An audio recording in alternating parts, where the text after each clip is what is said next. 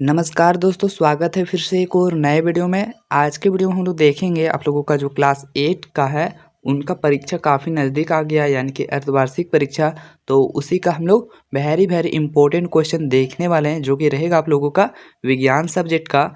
तो ये सेट 1 आप लोगों का रहेगा। अगर सेट 1 अच्छा लगे तो आप लोग कमेंट कीजिएगा सेट 2 के लिए भी। तो चलिए वीडियो को शुरू करते हैं। पहला क्वेश्चन यहाँ पर दिया हुआ है कि निम्न में से कौन सा विषमपोषी का उदाहरण है। ऑप्शन नंबर ए में दिया हुआ है पीपल, बी में दिया हुआ है घटपर्णी और सी में दिया हुआ है घास और डी में दिया हुआ है नीम। तो ऑप्शन नंबर बी राइट हो जाएगा, यानी कि घटपर्णी। क्वेश्चन नंबर 2 में यहाँ पर पूछा जा रहा है आप लोगों से कि मानव शरीर की सबसे बड़ी ग्रंथि कौन सी है। ऑप्शन नंबर ए में दिया हुआ है यकृत, बी में दिया हुआ है अग्नाशय, सी में दिया हुआ है अधिवृक्क और डी में दिया हुआ है अंडाशय। तो इसका आंसर हो जाएगा ऑप्शन नंबर ए, यानी कि यकृत। अब हम लोग बात करते हैं क्वेश्चन नंबर 3 में। तो क्वेश्चन नंबर 3 में यहाँ पर पूछा जा रहा है कि शरीर के किस अंग में भोजन का पूर्ण रूप से पाचन होता है। तो ऑप्शन नंबर ए में दिया हुआ है पेट, बी में दिया हुआ है ग्रसनी और सी में दिया हुआ है छोटी आंत, डी में दिया हुआ है बड़ी आंत। तो क्वेश्चन नंबर 3 का राइट हो जाएगा ऑप्शन नंबर सी, यानी कि छोटी आंत। अब हम लोग देखते हैं क्वेश्चन नंबर 4। क्वेश्चन नंबर 4 में यहाँ पर दिया हुआ है कि रेशम कीट से रेशम उसके किस अवस्था में प्राप्त किया जाता है। ऑप्शन नंबर ए में दिया हुआ है अंडा, बी में दिया हुआ है लार्वा और सी में दिया हुआ है प्यूपा और डी में दिया हुआ है वयस्क। तो इसका जो राइट आंसर हो जाएगा ऑप्शन नंबर सी राइट हो जाएगा, यानी कि प्यूपा। अब देखते हैं हम लोग क्वेश्चन नंबर 5। क्वेश्चन नंबर 5 में दिया हुआ है मानव शरीर का सामान्यतः तापमान कितना होता है। तो ऑप्शन नंबर ए में दिया हुआ है 98.4 डिग्री एफ और बी में दिया हुआ है 98.4 डिग्री सेल्सियस और सी में दिया हुआ है 37.4 डिग्री और डी में दिया हुआ है 32 डिग्री। तो इसका जो राइट आंसर हो जाएगा 5 का, तो वो ए हो जाएगा, यानी कि 98.4 डिग्री एफ। अब हम लोग क्वेश्चन नंबर 6 को देखते हैं। तो क्वेश्चन नंबर 6 में दिया हुआ है थर्मामीटर में किस धातु का उपयोग किया जाता है। ऑप्शन नंबर ए में दिया हुआ है लोहा, बी में दिया हुआ है चांदी, सी में दिया हुआ है अल्युमिनियम और डी में दिया हुआ है पारा। तो क्वेश्चन नंबर जो 6 है इसका राइट आंसर हो जाएगा ऑप्शन नंबर डी, यानी कि पारा। अब हम लोग देखेंगे क्वेश्चन नंबर 7। तो जो क्वेश्चन नंबर 7 है इसमें दिया हुआ है कि कौन सा पदार्थ नीले लिटमस पेपर को लाल रंग में बदल देता है। तो ऑप्शन नंबर ए में दिया हुआ है अम्ल, बी में दिया हुआ है क्षार, सी में दिया हुआ है लवण और डी में दिया हुआ है सभी। तो इसका राइट आंसर जो हो जाएगा क्वेश्चन नंबर 7 का ऑप्शन नंबर ए राइट हो जाएगा, यानी कि अम्ल। क्वेश्चन नंबर 8 में दिया हुआ है यहाँ पर वाहनों में गति मापने वाले यंत्र को क्या कहते हैं। ऑप्शन नंबर ए में दिया हुआ है ओडोमीटर, बी में दिया हुआ है स्पीडोमीटर, सी में दिया हुआ है सेंटीमीटर और डी में दिया हुआ है थर्मामीटर। तो इसका आंसर हो जाएगा स्पीडोमीटर। अब हम लोग देखते हैं क्वेश्चन नंबर 9। दोस्तों क्वेश्चन नंबर 9 में यहाँ पर दिया हुआ है कि वृक्क शरीर से किन पदार्थों को निकालने में मदद करता है। तो ऑप्शन नंबर ए में दिया हुआ है यूरिया, बी में दिया हुआ है अतिरिक्त जल, सी में दिया हुआ है अनचाहे लवण और डी में दिया हुआ है सभी। तो ऑप्शन नंबर राइट हो जाएगा 9 का डी, यानी कि ये सभी। अब हम लोग देखेंगे क्वेश्चन नंबर 10। तो क्वेश्चन नंबर 10 में यहाँ पूछा जा रहा है निम्न में से परागकण के वाहक कौन है। तो ऑप्शन नंबर ए में दिया हुआ है हवा, बी में दिया हुआ है पानी, सी में दिया हुआ है मधुमक्खी, डी में दिया हुआ है सभी। तो क्वेश्चन नंबर जो 10वां इसका राइट आंसर हो जाएगा ऑप्शन नंबर डी, यानी कि सभी। अब हम लोग देखते हैं क्वेश्चन नंबर 11, जो कि दिया हुआ है यहाँ पर प्रकाश संश्लेषण में हरे पौधों द्वारा वातावरण से ली जाने वाली गैस का नाम क्या है। तो ऑप्शन नंबर ए में दिया हुआ है ऑक्सीजन, बी में दिया हुआ है नाइट्रोजन, सी में दिया है जलवाष्प और डी में दिया हुआ है कार्बन डाइऑक्साइड। तो इसका आंसर हो जाएगा कार्बन डाइऑक्साइड। अब हम लोग देखते हैं क्वेश्चन नंबर 12 दिया हुआ है क्वेश्चन नंबर 12 में कि इनमें से कौन सा मानव पाचन तंत्र का अंग नहीं है। ऑप्शन नंबर ए में दिया हुआ है यकृत, बी में दिया हुआ है ऑमेशन और सी में दिया हुआ है आमाशय और डी में दिया हुआ है अग्नाशय। तो क्वेश्चन नंबर जो 12 है इसका राइट आंसर हो जाएगा आमाशय। अब हम लोग देखते हैं क्वेश्चन नंबर 13। तो क्वेश्चन नंबर 13 में दिया हुआ है कि वर्मी कंपोस्ट तैयार होता है। तो ऑप्शन नंबर ए में दिया है जीवाणु से, बी में दिया हुआ है विषाणु से, सी में दिया हुआ है केचुआ से और डी में दिया हुआ है दीमक से। तो इसका जो राइट आंसर है क्वेश्चन नंबर 13 इसका राइट आंसर हो जाएगा सी यानी कि केचुआ से। अब देखेंगे क्वेश्चन नंबर 14 जो कि यहाँ दिया हुआ है निम्नलिखित में से किससे ऊन रेशा प्राप्त नहीं किया जा सकता है। तो ऑप्शन नंबर ए में दिया हुआ है कीट और बी में दिया हुआ है बकरी, सी में दिया हुआ है लामा और डी में दिया हुआ है एल्पेका। तो इसका आंसर हो जाएगा बकरी। ऑप्शन नंबर बी राइट हो जाएगा। अब देखते हैं क्वेश्चन नंबर 15। तो दिया हुआ है क्वेश्चन नंबर 15 में कि इनमें से कौन श्वसन तंत्र के अंग नहीं है।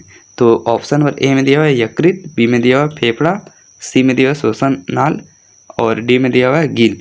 तो इसका जो राइट आंसर हो जाएगा क्वेश्चन नंबर 15 का, तो इसका ऑप्शन नंबर आप लोगों का ए राइट हो जाएगा यानी कि यकृत।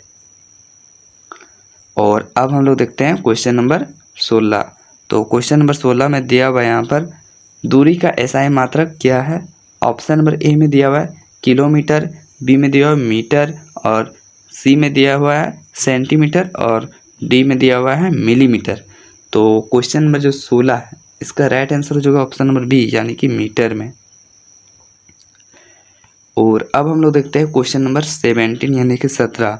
दिया हुआ है यहाँ पर निम्नलिखित में से कौन सा रासायनिक परिवर्तन है। तो आप लोगों का जो इसका ऑप्शन नंबर ए में दिया हुआ है कांच का टूटना, बी में दिया हुआ है कपड़े का फटना और सी में दिया हुआ है कागज़ का जलना और डी में दिया हुआ है बर्फ़ का पिघलना।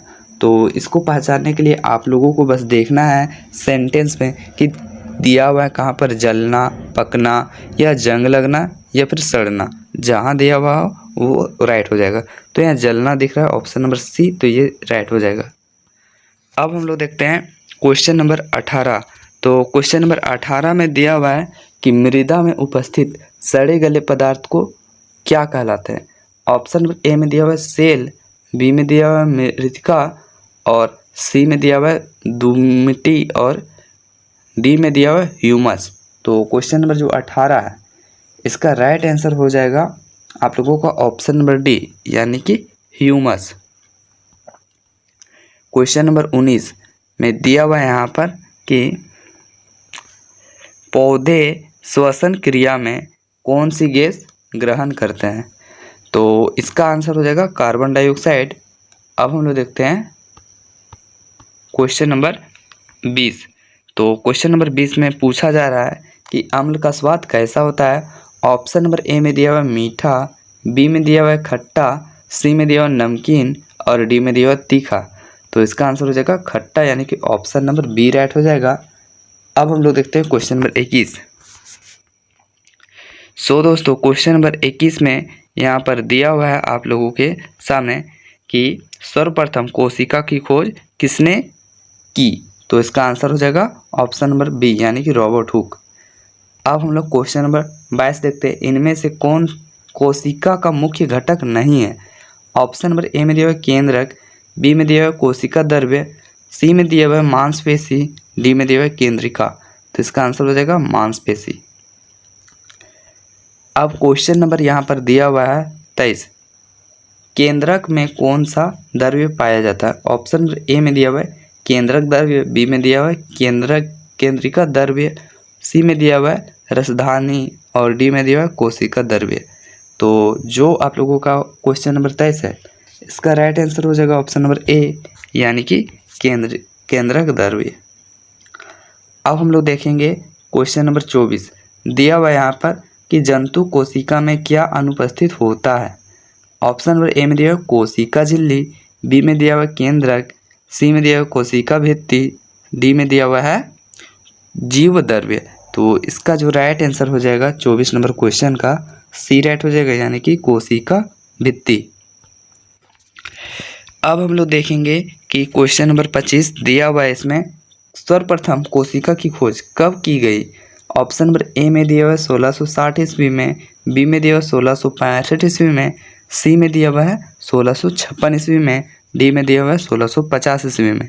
इसका जो राइट आंसर हो जाएगा 1665 ईस्वी में हुआ था खोज। अब हम लोग देखते हैं क्वेश्चन नंबर 26। जो क्वेश्चन नंबर 26 है इसमें दिया हुआ है कि क्लोरोप्लास्ट किस में पाया जाता है? तो ऑप्शन नंबर ए में दिया हुआ है जंतु कोशिका में, बी में दिया हुआ है पौधों कोशिका में, और सी में दिया हुआ है दोनों में, डी में दिया हुआ है किसी में नहीं। तो क्वेश्चन नंबर जो 26 है इसका राइट आंसर हो जाएगा ऑप्शन नंबर बी, यानी कि पौधों कोशिका में। अब हम लोग देखेंगे क्वेश्चन नंबर 27। अमीबा एक एकल कोशिकीय जीव है, इसके एक ही कोशिका में होता है। तो ऑप्शन नंबर ए में दिया हुआ है पाचन में, बी में दिया हुआ है अंतःग्रहण में, और सी में दिया हुआ है अवशेषण एवं उत्सर्जन दोनों में, डी में दिया हुआ है इनमें से सभी। तो इसका जो राइट आंसर हो जाएगा क्वेश्चन नंबर 27, तो डी राइट हो जाएगा, यानी कि ये सभी हो जाएंगे। क्वेश्चन नंबर 28 में दिया हुआ है कोशिका का सबसे बाहर का आवरण क्या कहलाता है? ऑप्शन नंबर ए में दिया हुआ है केंद्रक, बी में दिया हुआ है केंद्रका, ऑप्शन नंबर सी में दिया हुआ है कोशिका झिल्ली, डी में दिया हुआ है कोशिका द्रव्य। तो राइट आंसर हो जाएगा इसका ऑप्शन नंबर सी, यानी कि कोशिका झिल्ली। और क्वेश्चन नंबर 29 में दिया हुआ है सजीवों की रचनात्मक और क्रियात्मक इकाई क्या है? ऑप्शन नंबर ए में दिया हुआ है यहाँ पर उत्तक, बी में दिया हुआ है अंग, सी में दिया हुआ है कोशिका, और डी में दिया हुआ है अग्नतंत्र। तो क्वेश्चन नंबर जो 29 इसका आंसर हो जाएगा ऑप्शन नंबर सी, यानी कि कोशिका। और क्वेश्चन नंबर जो 30 है इसमें दिया हुआ है आप लोगों का पूछा जा रहा है कि निम्न में से एक कोशिकीय जीव का उदाहरण है। तो इसका आंसर हो जाएगा ऑप्शन नंबर ए में दिया हुआ है पैरामीशियम, और बी में दिया हुआ है जीवाणु, सी में दिया हुआ है अमीबा, डी में दिया हुआ उपरोक्त सभी। तो इसका राइट आंसर हो जाएगा उपरोक्त सभी। अब हम लोग देखेंगे question number 31।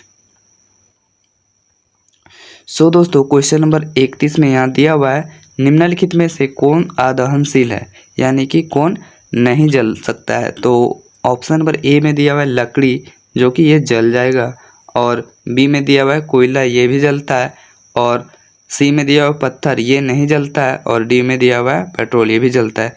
Option number C right हो जाएगा। क्वेश्चन नंबर 32 में दिया हुआ है कि आग की लपेटों को क्या कहते हैं? ऑप्शन नंबर ए में दिया हुआ है ज्वाला, बी में दिया हुआ है दहन, सी में दिया हुआ है आग, और डी में दिया हुआ है ज्वालाताप। तो इसका आंसर हो जाएगा ज्वाला।